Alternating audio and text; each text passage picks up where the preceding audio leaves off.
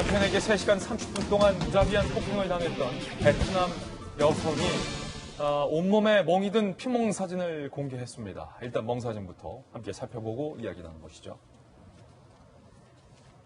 자, 지금 보시는 것처럼 팔에 시커멓게 멍이 듭니다. 팔과 그다음에 옆구리, 등, 온몸에 성한 곳이 없어요. 폭행 동영상을 많은 분들이 봤지만 어쩌면 저 정도 멍이 드는 게 당연하다 싶을 정도로 무자비하게 폭행을 했던 이 남성. 얼굴에도 이 베트남 여성이 이곳저곳 상처가 났습니다. 그런데 더 심각한 것은 자신의 아이가 보는 앞에서 엄마를 때렸다는 거죠. 아이가 보는 앞에서 부인을 때렸다는 거죠.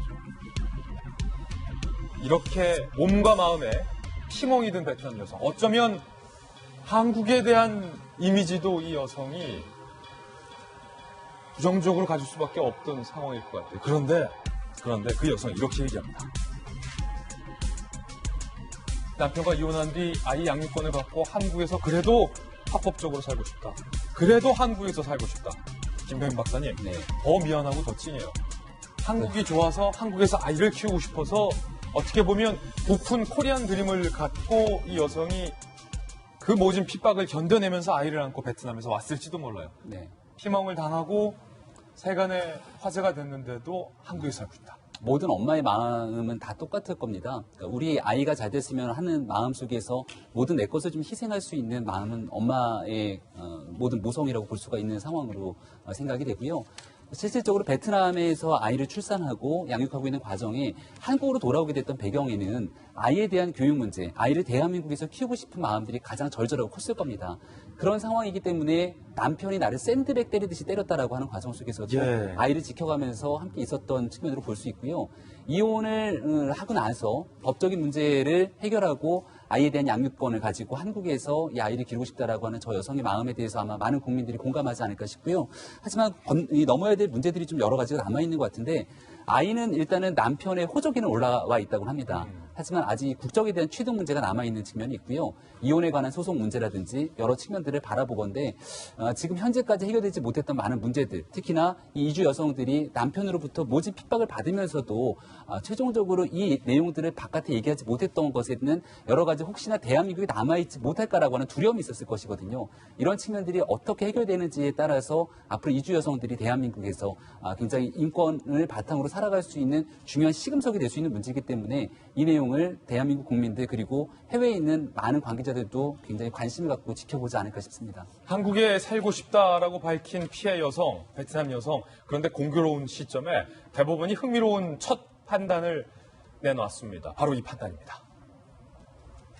또 다른 베트남 아내, 또 다른 베트남 여성의 사건에 대해서 대법원이 판결을 한 겁니다.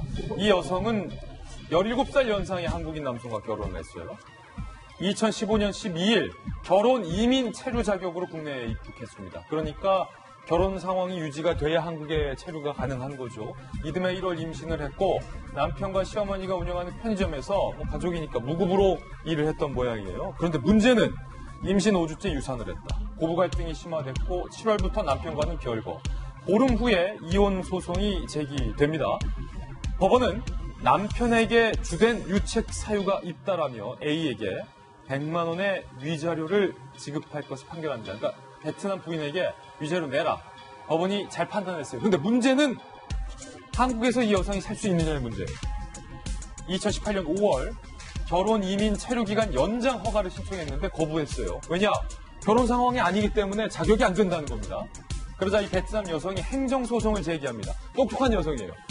그런데 안타깝게도 1심과 2심에서는 베트남 부인에게도 일부 책임이 있어서 한국에서 체류 연장이 안 되는 거가 정당하다라고 법원이 판단했어요. 그런데 반전은 대법원에서 이번 판단입니다. 남편의 이혼 책임이 그래도 더 크기 때문에 한국에서 체류가 가능하다, 연장을 해줘야 된다라고 1, 2심의 판단을 기각했습니다.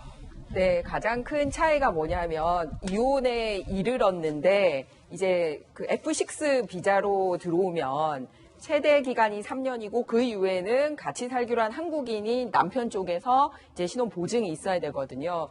그런데 그동안은 이혼의 책임이 전적으로 남편에 있을 경우에만 이혼을 했어도 한국에 있을 수 있다라는 거였는데 이번 판결은 전적으로가 아니라 주된 책임이 남편에게 있고 아내 쪽에서 그 이혼을 당했을 경우에 그럴 경우에도 한국에 남을 수 있다라고 전적이냐 주대냐 이런 차이가 있습니다. 그럼 이번에 그 폭행당한 베트남 여성 같은 경우에도 네. 뭐 이거는 뭐 전적으로 남편에게 네. 책임이 있는 게 크지만 한국에서 체류가 연장이 좀 연장될 가능성이 그렇습니다. 근데 여러분들 제일 잘 아시는 것 중에 뭐냐면 교통사고하고 이혼 사건이 있을 경우에 100대 0 나오기가 굉장히 힘들어요. 어렵죠. 100% 저기서 나 들이받은 것 같고 내가 100% 두드려 맞았다라고 얘기를 해도 이렇게 쌍방이 변호사 가지고 얘기를 하다 보면 뭐 과실이 뭐 10대 90이라든지 이렇게 되거든요. 그러니까 100대 0으로 한정했을 경우에는 거의 다 맞은 그 이주 여성 쪽에서 한국을 떠나야 할 경우가 굉장히 많았죠, 그동안. 지금까지는. 네, 그런데 이게 전적으로 해서 주된으로 바뀌었다라는 데 의미가 있고요. 또 하나 말씀을 드리고 싶은 게 뭐냐면 지금 전국에 다문화 가족 지원센터가 있는데 그동안은 보면 이번에도 남편이 그 아내가 한국말도 잘 못하고 한국에 대해서 잘 몰라서 답답했다라는 식으로 얘기를 하잖아요. 그래서 지금 10쌍 중에 1쌍 정도가 이제 이주 여성이랑 이렇게 결혼을 하는 경우라면 한국에 시집 오시는 분도 미리 한국어 공부도 좀 하고 한국에 대한 문화를 습득할 필요가 있어요. 하지만 맞아들이는 쪽에서도 상대 그 신부에 대해서 이해를 하려고 하는 게 필요한데 그동안은 역시 전적으로 그쪽에만 바라는 게 있어서 다문화 가족 지원센터 방문하셔서 양쪽이 다 함께 가는 그런 교육을 전국 시도 단위로 다 있으니까 이렇게 했으면 하는 바람입니다. 참 좋은 말씀해 주셨어요. 이제는 신부를 받아들이는 남편 쪽에서도 공부를 해야 된다. 문화에 대한 이해, 그리고 상대에 대한 존중. 좀 이런 게 절실한 시대인 것 같습니다.